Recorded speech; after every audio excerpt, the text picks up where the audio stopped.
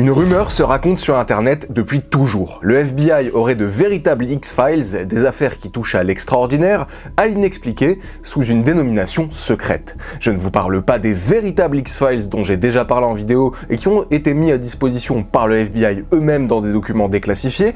Non, là on parle d'une authentique rumeur autour de l'existence de X-Files secrets au FBI, classés sous l'appellation SMX ou Security Matter X. Il se trouve qu'une équipe est parvenue à en retrouver la trace et que la réalité est plus étrange que la fiction.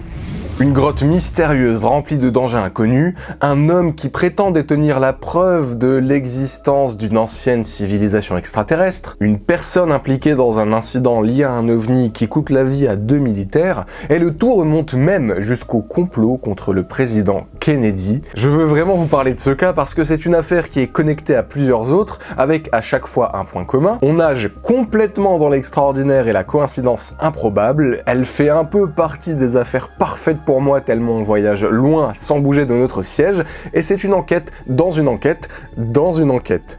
Alors posez-vous confortablement et embarquez avec moi dans cette affaire qui s'étale sur plus de 80 ans, et vous allez voir qu'elle aurait eu toute sa place justement dans un épisode de la série X-Files, dans laquelle les agents du FBI Mulder et Scully enquêtent sur des phénomènes inexpliqués. Bonjour, je suis Sylar et sur cette chaîne j'aime vous raconter des histoires extraordinaires. Juste avant de commencer, je vous parle du sponsor qui soutient la chaîne depuis plusieurs années et qui permet à cette vidéo assez longue et dense d'exister, CyberGhost VPN. Un VPN, c'est un outil qui vous permet de naviguer sur internet de manière sécurisée, et grâce à CyberGhost VPN, vous pouvez facilement masquer votre adresse IP et chiffrer vos données. L'interface est claire et rend CyberGhost VPN très facile à utiliser chez vous ou bien depuis un Wi-Fi public, que ce soit dans un café, une gare ou bien ailleurs. Moi je l'utilise systématiquement quand je pars en tournage par exemple, mais je l'utilise aussi pour trouver des informations et des sources bloquées dans certains pays quand on les consulte depuis la France ou l'Europe, ce qui est super utile pour mes recherches. Avec CyberGhost VPN, vous pouvez aussi accéder au catalogue de plus de 40 plateformes de streaming dont Amazon Prime, Apple TV, Netflix, Disney+,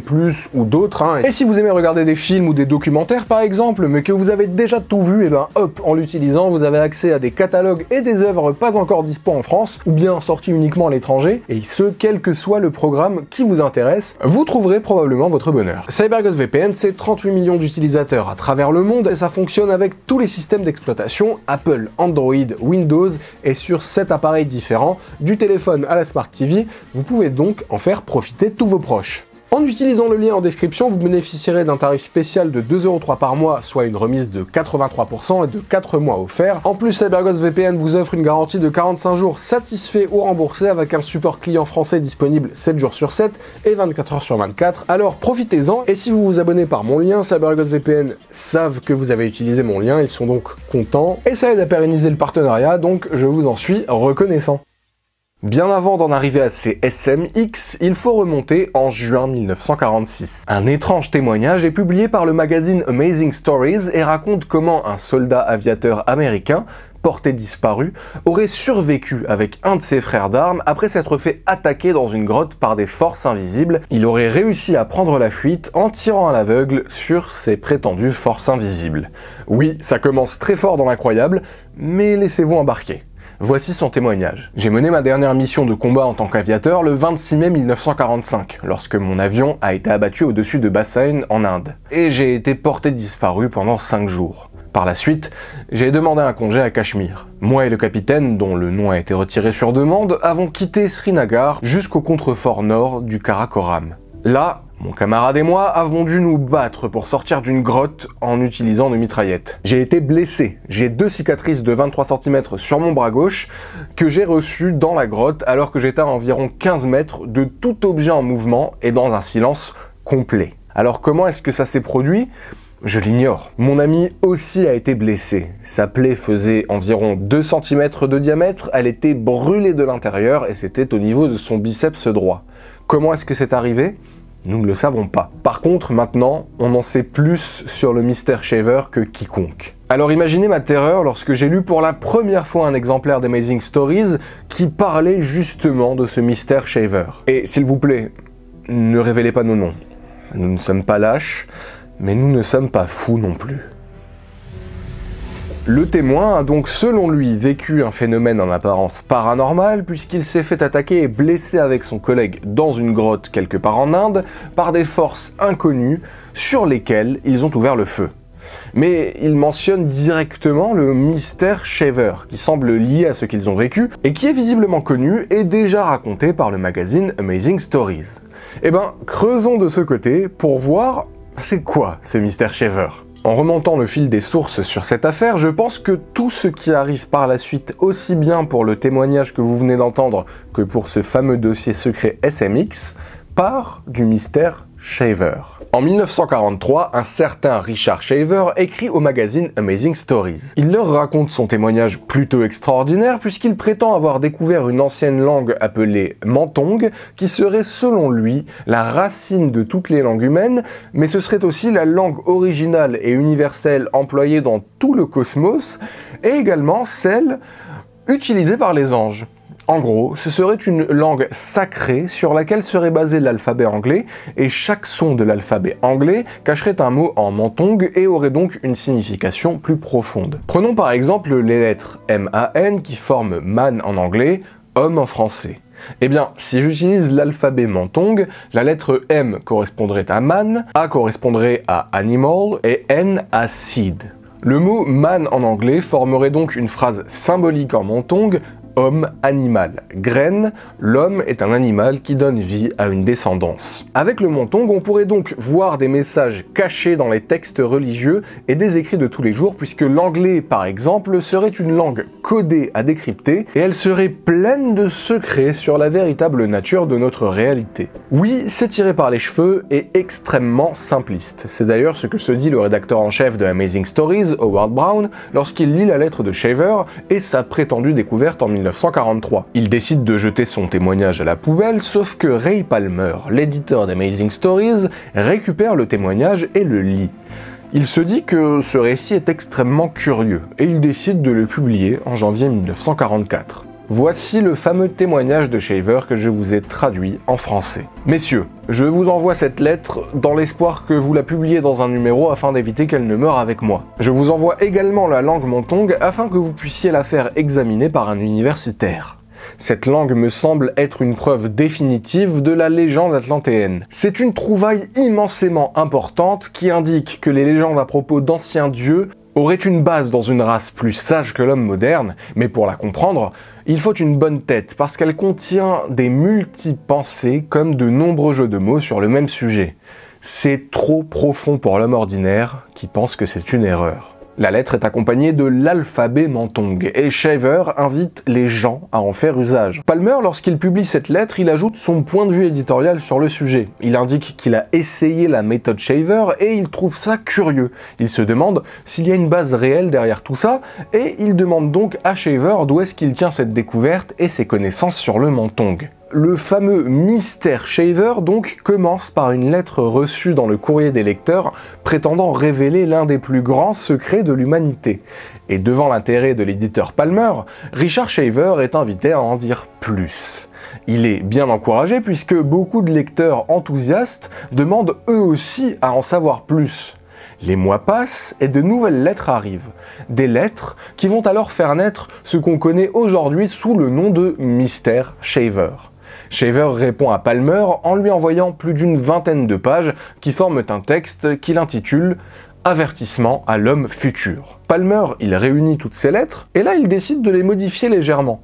On ne sait pas à quel point, mais il effectue ce qu'il considère comme un travail éditorial, il les harmonise et ensuite il les publie dans un récit témoignage intitulé « Je me souviens de la Lémurie ». Ce récit témoignage paraît dans le numéro de mars 1945 d'Amazing Stories, et là, est-ce que vous êtes bien accrochés? Richard Shaver a alors 37 ans, il est soudeur de métier, il vit en Pennsylvanie et il dit avoir commencé en 1932 à entendre des voix. Et les lecteurs du magazine découvrent alors, médusés, l'histoire incroyable racontée par Shaver. Selon lui, il se serait mis à recevoir des messages télépathiques décrivant comment des entités malveillantes dans des cavernes souterraines ont asservi l'humanité. Les voix lui parlent d'une race extraterrestre qui serait arrivée sur Terre il y a des dizaines de milliers d'années. Ces extraterrestres étaient divisés en deux groupes, les Titans et les Atlants.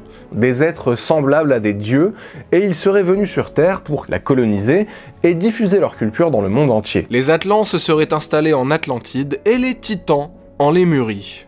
Mais attendez, c'est pas fini. Une fois installés sur Terre, les Titans auraient créé une super civilisation technologique très avancée, civilisation servie par des machines très sophistiquées et par des robots de chair et de sang génétiquement conçus et de plusieurs types et modèles, dont certains seraient devenus nos propres ancêtres, qu'ils pourraient alors contrôler par télépathie. Mais attendez, c'est pas fini. Il y aurait environ 12 000 ans, les Titans auraient découvert que le Soleil avait commencé à émettre des radiations toxiques de métaux lourds, les faisant vieillir et mourir prématurément. Au début, ils auraient tenté d'échapper aux rayons toxiques du Soleil en s'installant sous terre et en y construisant de très grandes villes souterraines.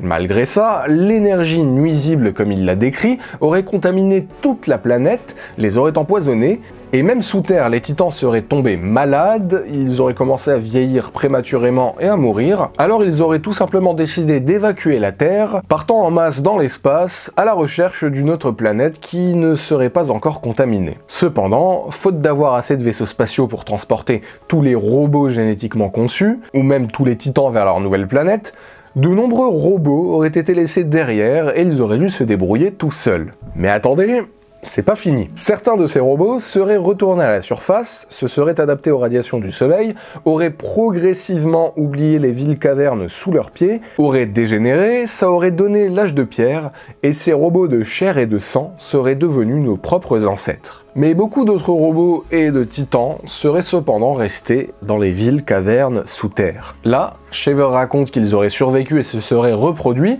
sauf que la plupart d'entre eux auraient dégénéré en une race de nains déformés et psychotiques qu'ils nomment les Déros. Avec leur technologie, ils pourraient voir des endroits n'importe où sur Terre, lire dans les pensées, se téléporter où bon leur semble, et même créer des illusions ou encore faire entendre des voix à des gens à la surface. Ils s'en servent pour asservir les habitants à la surface, sauf que ils s'en servent aussi, visiblement, selon Shaver, pour leur propre plaisir en se stimulant sous la ceinture. Attendez, c'est pas fini. Mais quelques autres habitants de ces cavernes seraient quand même restés sains d'esprit et de corps, et ils seraient devenus de sortes de résistants appelés les terreaux. Et selon Shaver, la plupart des catastrophes mondiales et à peu près tout ce qu'il y a de négatif dans le monde peut être reproché aux Déros. L'humanité serait sous le contrôle secret de cette race extraterrestre qui se nourrirait psychiquement de notre malheur. Le témoignage de Shaver ressemble à la théorie des anciens astronautes, une ancienne civilisation extraterrestre avancée qui aurait aidé l'humanité technologiquement et l'aurait même parfois créée selon les versions, avec en plus ici une version alien maléfique vivant sous terre et capable de nous contrôler mentalement. Ça renvoie aussi aux mythes autour des géants ou encore de terres creuses et de civilisations souterraines. En fait, ce qui est intéressant, c'est que tout ça est publié en 1945, et qu'on entend encore aujourd'hui ces thématiques. D'ailleurs, elles reviennent sur le devant de la scène et elles continuent de fasciner. Et ça m'a vraiment interpellé. D'ailleurs, son témoignage ressemble plutôt à un récit de science-fiction assez original pour l'époque. Pas étonnant que l'éditeur de Amazing Stories, Raymond Palmer, ait décidé de publier son récit. En fait, Amazing Stories, c'est un magazine pulp qui publie surtout des récits de science-fiction. Il a notamment beaucoup publié Isaac Asimov et il l'a aidé à vraiment le faire connaître. Et d'ailleurs, dans le courrier des lecteurs de ce même magazine, de nombreuses lettres des lecteurs sont d'ailleurs associées à des histoires de science-fiction. Ces témoignages sont en fait des récits de fiction qui sont un peu vendus comme vrais pour un peu immerger le lecteur. Et en fait, ça a justement été le cas pour la première lettre de Shaver qui a amené son récit témoignage, je me souviens de la Lémurie, et tout ce que vous venez d'entendre. Son témoignage a été publié dans la rubrique Courrier des lecteurs. On sait que Palmer a modifié les textes de Shaver, mais on ne sait pas à quel point, et ça n'est pas étonnant, puisque c'est un auteur de science-fiction avant d'être un éditeur Palmer. Et en publiant le récit de Shaver, ce qu'il veut, c'est pas son témoignage. C'est une bonne histoire. D'ailleurs, après cette publication qui fait sensation, Palmer se rend très vite en Pennsylvanie afin de rencontrer Shaver et parler affaires. Là, il le trouve chez lui. Shaver est assis sur tout un tas de documents qu'il a écrits autour des Déros, Et Palmer lui propose de passer un contrat avec lui. Il lui faut plus de texte. Shaver accepte et il lui fournit encore plus de texte autour de tout ça. On ne sait pas à quel point les textes reçus sont altérés, mais on imagine que Palmer passe à nouveau dessus, effectue un travail éditorial et se permet peut-être quelques réécritures, et ensuite, ces nouveaux textes sont diffusés. Et là, le succès est immédiat. Et les lettres de lecteurs affluent. Certains prétendent même que Shaver dit la vérité et que eux aussi connaissent la terrible vérité liée aux Deros. Eux aussi entendent des voix, eux aussi ont des liens télépathiques avec certains Terros qui luttent dans la résistance pour avertir l'humanité. Ok, c'est peut-être l'un des sujets les plus bizarres que j'ai eu à traiter en vidéo, donc j'espère que vous êtes toujours avec moi jusqu'ici, et d'ailleurs c'est là qu'on raccroche avec le premier témoignage en début de vidéo, qui fait d'un coup beaucoup plus sens. Parce que, un an plus tard, en juin 1946, un témoin raconte comment, après que son avion ait été abattu, il a été pris à partie dans des grottes par des forces invisibles avec son capitaine, en faisant référence au Mr. Shaver, et donc aux Deros. Depuis, nous avons l'identité de la personne à l'origine de ce témoignage. Il s'agit de Fred Lee Chrisman, et c'est cet homme qui est lié au très secret SMX. On va y venir, mais avant ça, concluons rapidement sur le Mr. Shaver. Donc Palmer publie le témoignage de Chrisman, celui du début de la vidéo, dans Amazing Stories, pour alimenter les récits autour du Mr. Shaver.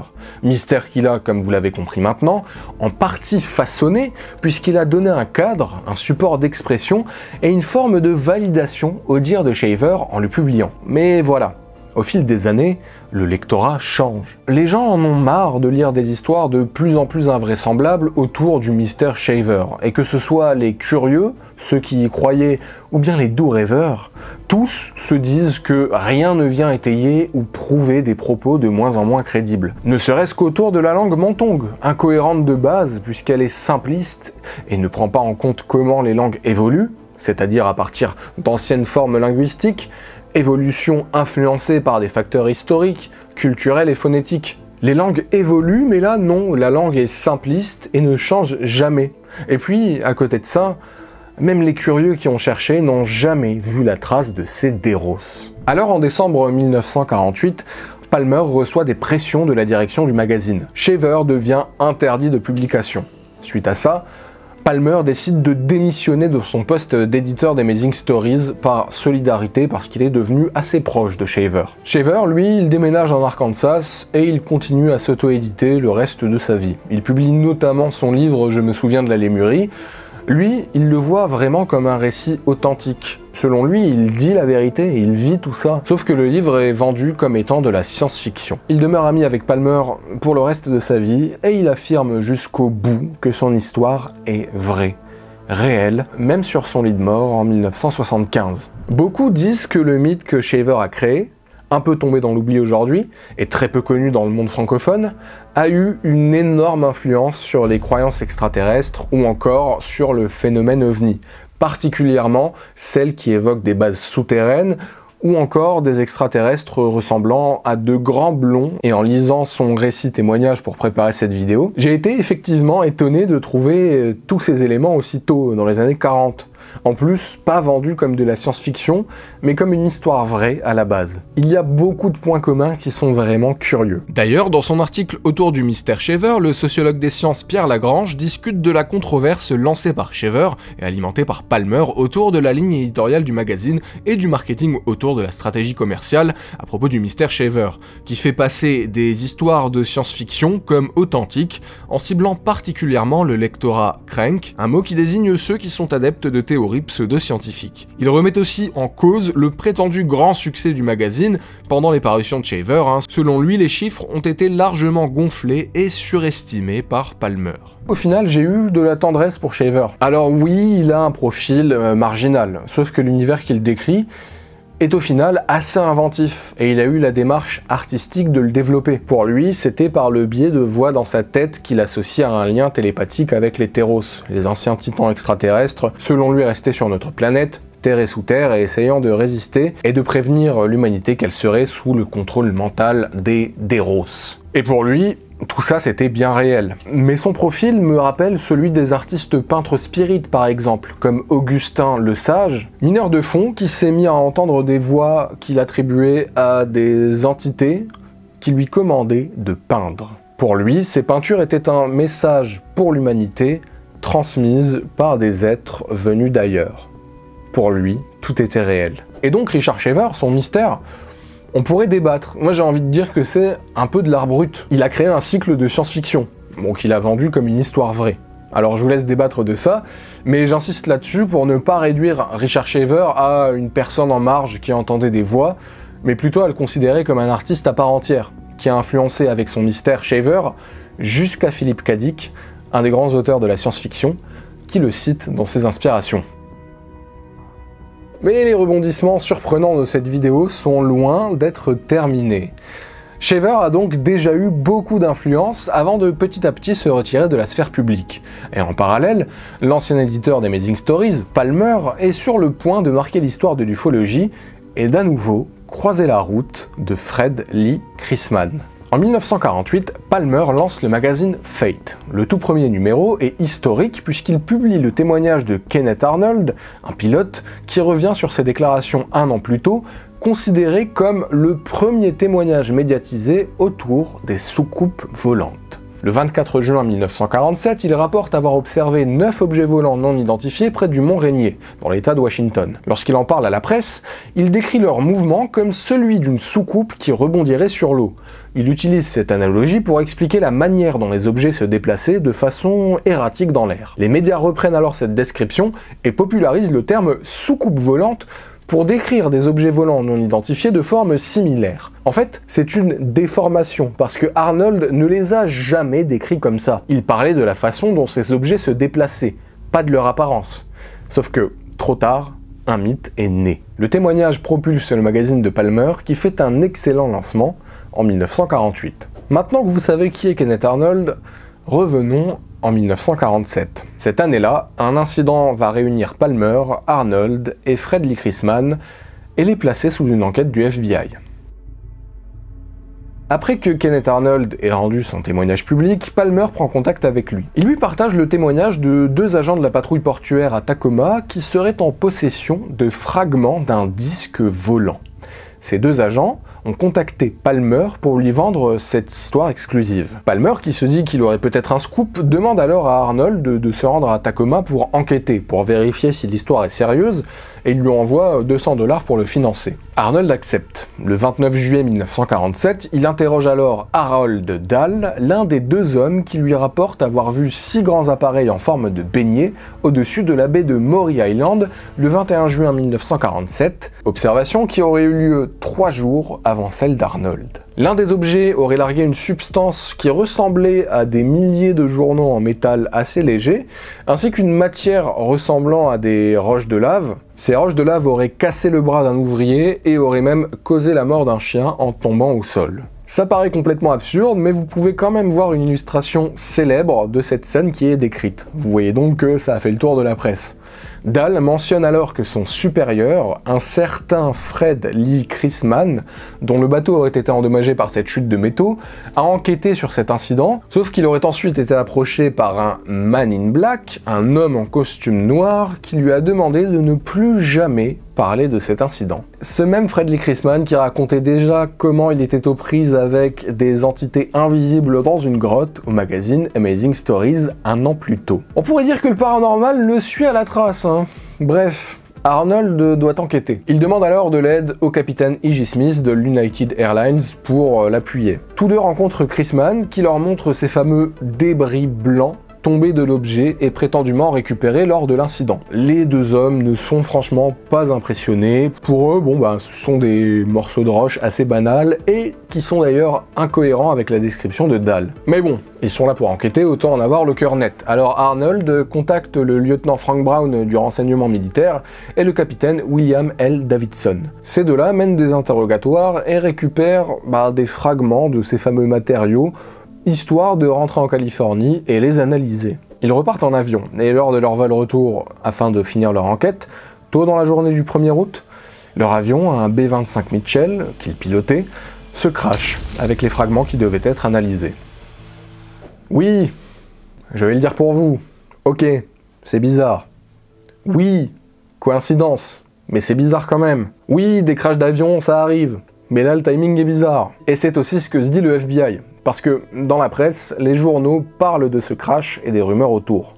L'avion, selon la presse, aurait été saboté à cause de ce qu'il transportait, et le lieutenant Frank Brown ainsi que le capitaine William L. Davidson auraient donc été des victimes collatérales. Pris au piège dans cet avion parce que leur cargaison ne devait pas arriver à destination. Un dossier d'enquête sur Chrisman est alors ouvert par le FBI, et on a accès à ces rapports aujourd'hui déclassifiés qui indiquent qu'il s'agissait d'une supercherie. Sauf qu'une note précise que Dahl n'a pas admis que son histoire était une supercherie, mais a seulement déclaré que s'il était interrogé par les autorités, il allait dire que c'était un canular parce qu'il ne voulait pas d'autres ennuis à ce sujet. Le FBI questionne aussi l'armée de l'air qui nie toute responsabilité et qui indique qu'il n'avait aucun rapport crédible de disques volants ou bien d'autres objets volants non identifiés dans la zone. L'enquête du FBI rejoint l'avis de l'armée de l'air et conclut que l'avion écrasé ne transportait définitivement pas de partie d'un disque volant et que les rumeurs avancées par certains journaux comme quoi l'avion aurait été saboté sont complètement fausses parce qu'aucun élément relevé ne pointe vers un sabotage de l'avion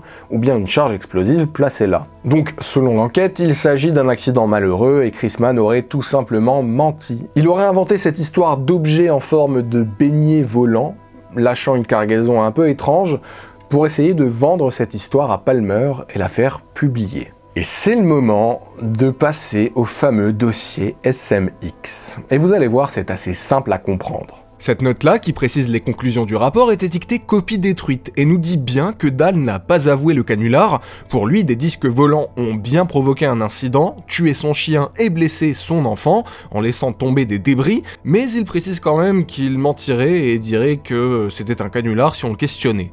Ce document a été rédigé le même jour que l'autre note, attachée à la suite de celle-ci. La note indique qu'ils ont avoué aux agents du renseignement venus enquêter sur le crash que, en vérité, Chrisman et Dahl ont tous les deux inventé cette histoire de disque volant.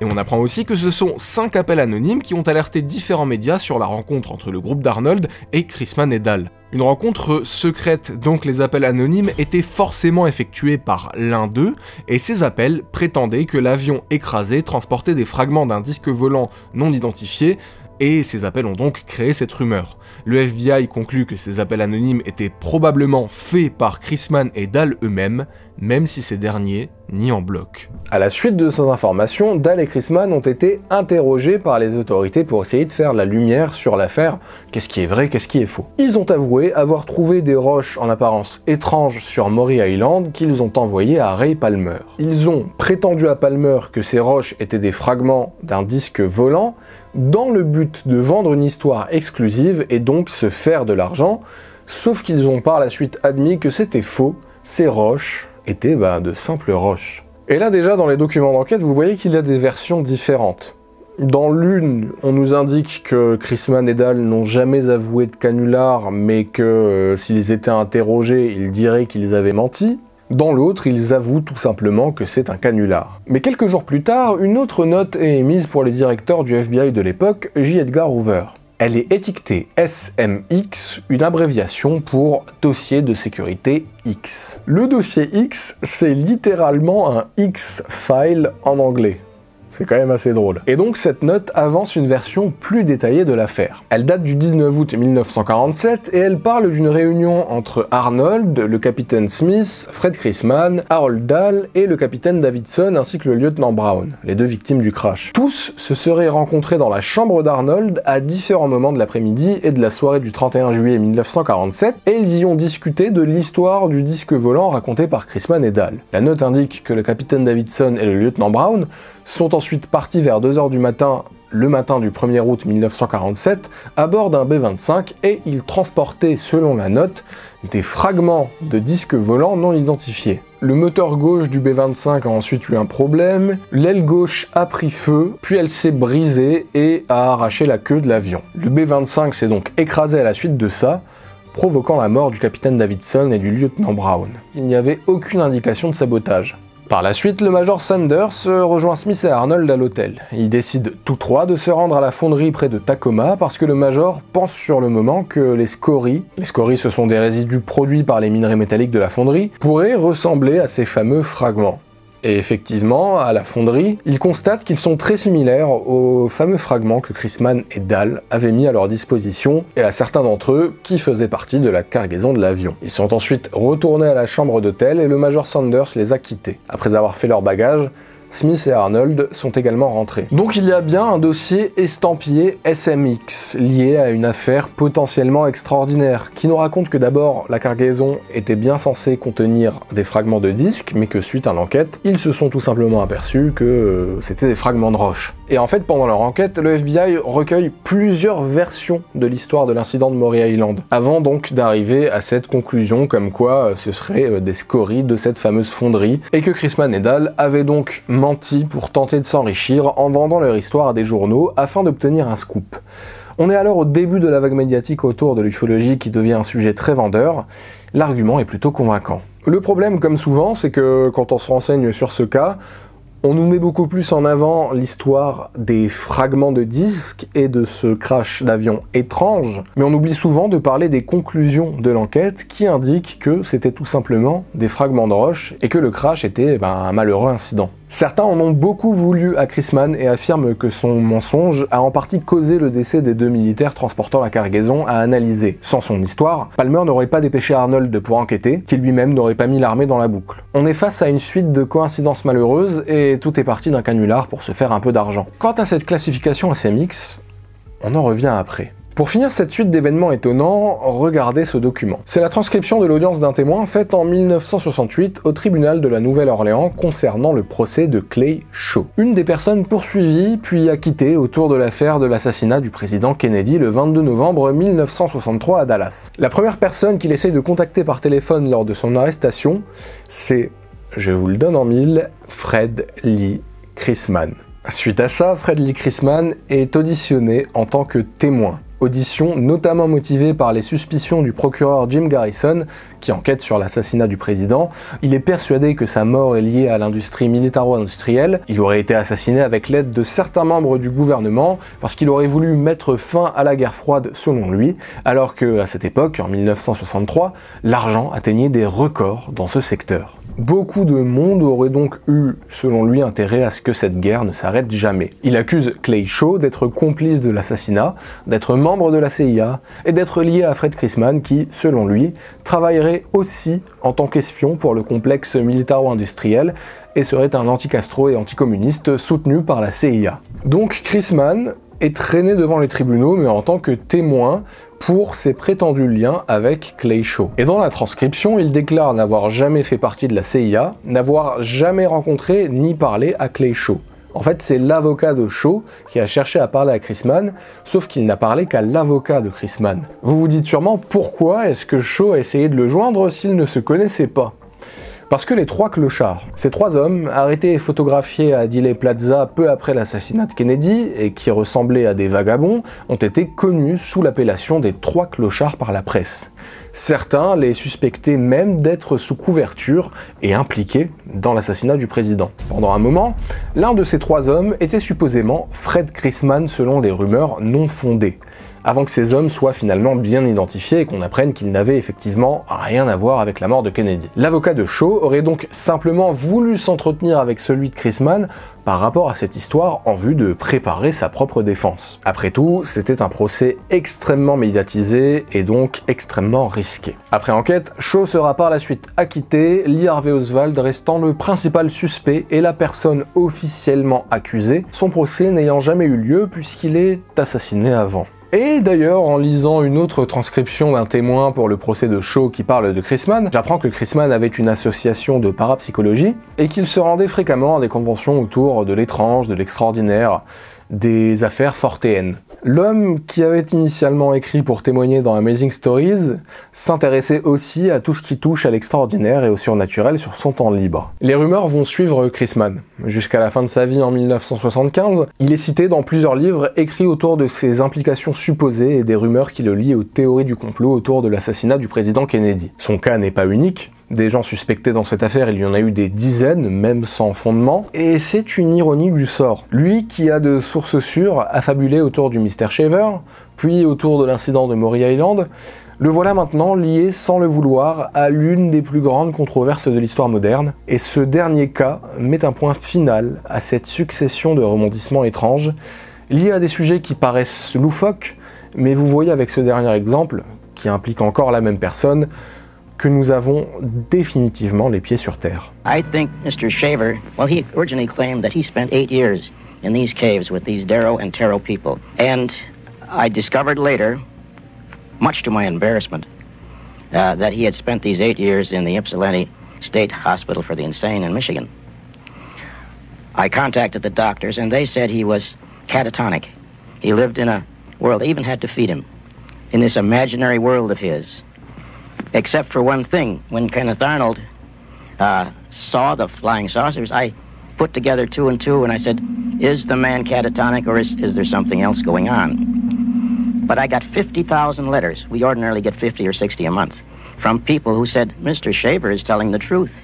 And not only that, I have been in the caves too, and I hear the voices. Quand on cherche de l'information, on en trouve. Elle n'est pas forcément vraie.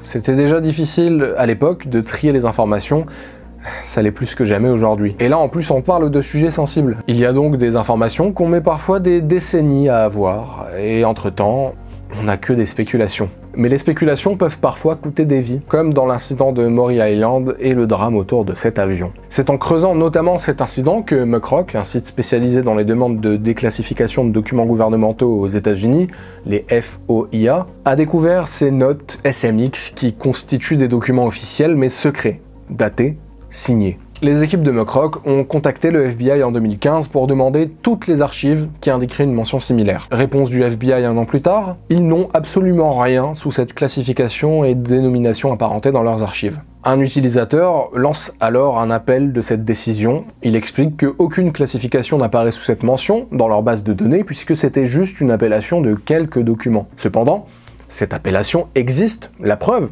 les documents ont déjà été publiés sous cette appellation, et s'ils ne sont pas reconnus par le FBI, alors ils constitueraient un faux, et là aussi il y a problème, puisque ces documents existent. Le FBI répond donc avec de la langue de bois, spé, bureaucratie, en gros rebelote, non, ils n'ont rien sous cette appellation, et de toute façon, un agent qui est chargé de s'occuper de ces FOIA, n'a aucune obligation de se justifier par rapport à d'autres choses connexes qui ne sont pas directement liées à une demande d'FOIA. En gros, il se fait gentiment envoyer balader. Peut-être que les SMX sont une appellation non officielle liée à certains cas aux frontières du réel ou très sensibles et adressée directement au directeur du FBI à l'époque. Peut-être qu'ils constituaient des affaires en cours où on parlait d'objets volants non identifiés, donc qui pouvaient concerner des ingérences d'autres pays, qui pouvaient peut-être aussi concerner d'hypothétiques contacts venus d'ailleurs, mais que ces notes concernaient simplement des enquêtes en cours et avaient donc pour but de ne pas